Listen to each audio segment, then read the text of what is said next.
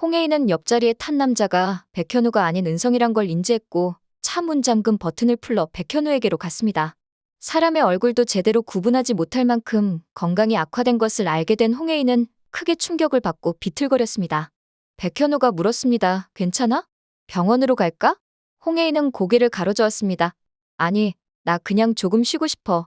홍혜인은 가까운 곳에서 쉬고 싶어 했습니다. 용두리까지는 거리가 한참 멀기 때문에 서울에 있는 오피스텔에 가는 게 낫겠다고 판단한 백현우가 차를 서울로 향했습니다. 백현우의 서울 오피스텔은 결혼하기 전 살던 대로 월세가 아닌 전세 오피스텔이었습니다. 홍혜인이 물었습니다. 자기가 목돈으로 마련한 오피스텔이라고 자랑스러워하던 거기 맞지? 백현우는 미소를 지으며 고개를 끄덕였습니다. 잘됐다. 나 거기 한 번은 가보고 싶었는데? 홍혜인은 백현우가 자기를 위해 헌신하는 거에 비해 자기는 백현우에 대해 아는 게 별로 없다 생각해 아쉬운 마음이 들었던 차에 백현우가 살던 오피스텔에 가게 되어 마음이 설레기 시작했습니다. 오피스텔 비밀번호를 누르는 백현우를 보고 홍혜인이 깜짝 놀랐습니다. 비밀번호가 1031이야? 결혼하고서도 여기 온 적 있던 거야? 백현우가 결혼하기 전에 살았던 오피스텔의 비밀번호가 홍혜인과 백현우 아기의 예정일인 1031이란 걸 알게 된 홍혜인은 어떻게 된 일인지 물었습니다.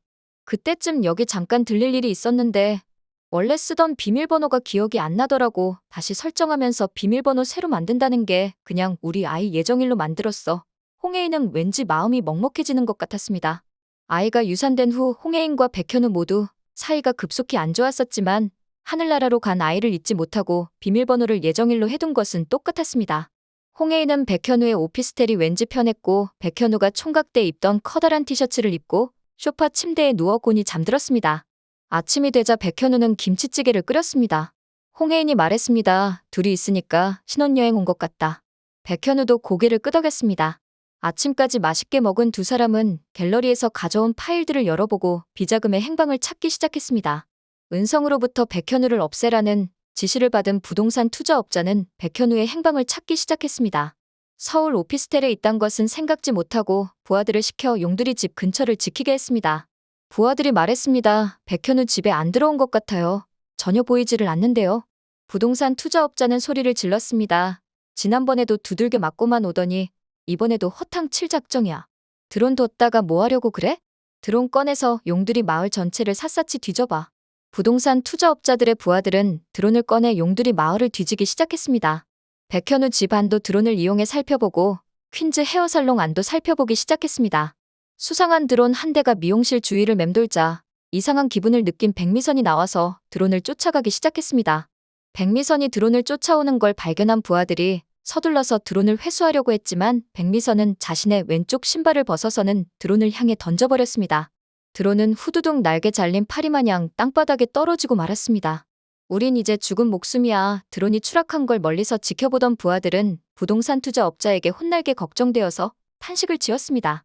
고장난 드론이라도 회수해 와야 했기에 드론이 떨어진 언덕으로 올라온 부하들은 그들이 나타나기를 기다리고 있던 백미선과 용두리 3인방 방실, 현정, 강미에게 붙잡히는 신세가 되고 말았습니다. 깡패 출신인 부하들은 3인방이 에워싸자 여자들쯤이야 쉽게 도망칠 수 있다 생각했습니다. 껄렁껄렁하게 굴면서 여자 때리기 싫으니 좋은 말 할 때 비키라고 말을 했지만 드론으로 용두리를 정찰하는 낯선 사람들을 이대로 보내줄 수 없던 백미선과 3인방은 더 단단히 깡패들을 에워쌌습니다. 하지만 깡패들은 이건 백현우랑 관련된 일이니 아줌마들은 그냥 가던 길 가라고 협박했습니다. 뭐, 내 동생 백현우를 정찰하던 거였어? 깡패의 말에 갑자기 흥분한 백미선이 돌아가던 깡패 쪽을 향해서 몸을 날려 2단 옆차기로 옆구리를 강타했습니다. 깡패는 그 자리에서 쓰러져 버리고 말았습니다. 하지만 중요한 건 깡패들이 아니라 드론이었습니다. 이미 그들이 찍은 드론 안에는 백현우와 관련된 영상이 있을 거라 생각한 백미선이 드론을 뺏고 말했습니다. 한 번만 더 우리 현우 앞에 얼쩡거렸다가는 그때는 내가 너네 가만 안 둔다. 서슬퍼런 백미선을 본 깡패들은 드론도 버려둔 채 도망쳤습니다. 드론을 들고 온 백미선은 영송과 춘식에게 가서 드론 사용법을 물어보았습니다.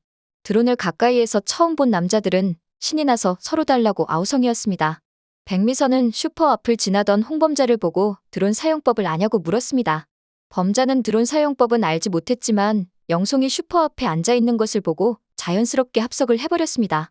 하지만 드론에 꽂힌 영송은 범자가 왔건 말건 신경도 쓰지 않고 백현태와 춘식과 함께 드론을 날려보느라 신이 나서 정신없는 모습이었습니다. 저기요, 오디 맛있게 잘 먹었어요. 이 말을 한 홍범자는 영송이 자기를 위해 특별히 아끼는 오디를 줬다고 생각해 고맙다는 마음을 표현한 것이었습니다. 남는 오디를 동네 사람에게 다 줬던 영송은 홍범자에게 대수롭지 않다는 듯 괜찮다고 말하며 신경도 쓰지 않았습니다. 그런 영송의 모습을 본 홍범자는 왠지 모를 섭섭함이 느껴졌습니다. 자기는 영송만 보면 설레이고 자꾸 쳐다보게 되고 관심이 가는데 영송은 드론에만 미쳐 있는 것이 분명했습니다. 그러자 홍범자가 영송에게 다시 말합니다. 저기요, 오디 맛있게 잘 먹었다고요. 영송은 드론을 조정하다가 몸이 앞으로 쏠렸고 홍범자를 뒤에서 꼭 껴안게 되었습니다. 홍범자의 심장이 쿵쾅거리기 시작했습니다. 남자와 포옹을 한 것도 오랜만이었지만 이렇게 심장이 터질 것 같은 느낌을 가진 건 더더욱 오래된 일이었습니다. 홍범자는 얼굴이 빨개지기 시작했습니다. 천다에는 홍혜인이 아프단 소식을 듣고 홍수철의 건강이 걱정되었습니다. 공황장애가 있는 홍수철이 홍혜인 소식을 듣고 쓰러지지 않을까 우려가 되었습니다. 퀸즈가에서 쫓겨나오면서 약을 안 챙겼을까봐 걱정이 되어 은성에게 전화까지 했지만 은성은 한 번만 더 이런 일로 전화하면 홍수철을 죽여버린다고까지 말했습니다. 하지만 천다에는 게임 속으로 들어가 홍수철을 만나면 되겠다고 생각했습니다. 이미 탈퇴하고 로그아웃한 홍수철이지만 언젠가 한 번쯤은 되돌아올 것 같았습니다. 얼마 전에는 홍수철이 천다혜를 기다렸지만 이제는 천다혜가 홍수철을 기다렸습니다. 하지만 홍수철은 로그인을 안 하고 시키지도 않은 룸서비스가 도착했습니다. 룸서비스 안 시켰는데요? 호텔방 문을 열고 룸서비스를 거절하려는데 앞에 서 있는 남자의 복장이 호텔 직원이 아니었습니다. 순간 누구인지 헷갈렸던 천다혜는 잠시 머뭇거리다가 뒷걸음질을 쳤습니다. 오빠가 여길 어떻게 알았어요? 천다혜는 사촌오빠 준호를 알아보고 쏘스라치게 놀라는 모습이었습니다. 퀸즈의 재무이사로 활동했던 준호가 잔뜩 화가 난 채로 방문을 닫고 들어왔습니다. 내가 퀸즈 그룹 80억 법인세 더 낸 걸로 회사에서도 잘리고 검찰 조사받을 동안 너는 여기서 호의호식한 거냐? 사람 뒤통수를 이렇게 쳐? 준호의 말에 어이가 없던 천다혜가 80억 가졌으면 되지 않았냐고 물었습니다. 사촌오빠 준호는 재무이사로 활동하면서 횡령했던 돈도 다 토해냈으며 모슬이와 은성이 그런 자기를 막아주지 않아? 지금 해외로 도망 온 거라고 말했습니다. 준호는 호텔 안에 있는 집기류를 다 부수고 천다혜를 벽 쪽으로 밀기 시작했습니다.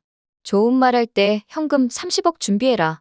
안 그러면 너 그리고 저 아이 둘 다 무사하지 못할 줄 알아? 준호는 천다혜 쪽으로 침을 뱉고는 3일이란 기간을 주겠다며 나가버렸습니다. 다행히 건우에게 해코지를 하지는 않았으나 천다혜는 준호가 다시 돌아오는 날에는 자기도 건우도 무사하지 못할 거라 생각했습니다. 이곳까지 준호가 찾아온 것을 보면 다른 데 도망을 간다고 하더라도 또 쉽게 찾아낼 것 같았습니다. 천다혜는 은성에게 전화를 걸어서 자기가 처한 상황에 대해 설명했습니다. 그러자 은성이 화를 내며 말합니다. 내가 이딴 걸로 다시는 전화하지 말랬지. 너한테 돈 줬고 이걸로 우리 계산은 끝이야. 사촌오빠가 나타났든지 말든지 그게 내 사정이지 내 사정이냐? 은성은 천다혜의 전화를 끊어버렸습니다. 천다혜는 세상에 혼자 남은 느낌이었습니다. 그때 게임을 탈퇴한 줄 알았던 홍수철이 로그인한 것을 보았습니다. 천다혜는 홍수철에게 말했습니다. 자기가 곧 위험해질 것 같단 이야기였습니다. 홍수철은 천다혜의 갑작스런 메시지를 보고 어안이 벙벙해서 어찌할 줄 몰랐습니다. 용두리에 있는 자신이 원망스러웠습니다. 홍수철은 용두리 언덕 위에 올라서 다해하고 크게 소리쳤습니다. 백현우는 비자금의 위치를 알아냈습니다. 놀랍게도 비자금이 있는 곳은 퀸즈 자택이었습니다. 홍만대 회장은 아무도 모르는 패닉룸에 금고를 만들어 놓고 비자금을 관리했던 것입니다. 모슬이와 은성 몰래 퀸즈 자택에 침입하기 위해 건축 도면도를 꺼내왔습니다. 용두리 안방에 모여서 침투 작전을 짜던 중 홍혜인이 단호한 목소리로 말했습니다. 일단 들어가는 것부터가 문제인데요. 이건 내가 도울 수 있을 것 같아요.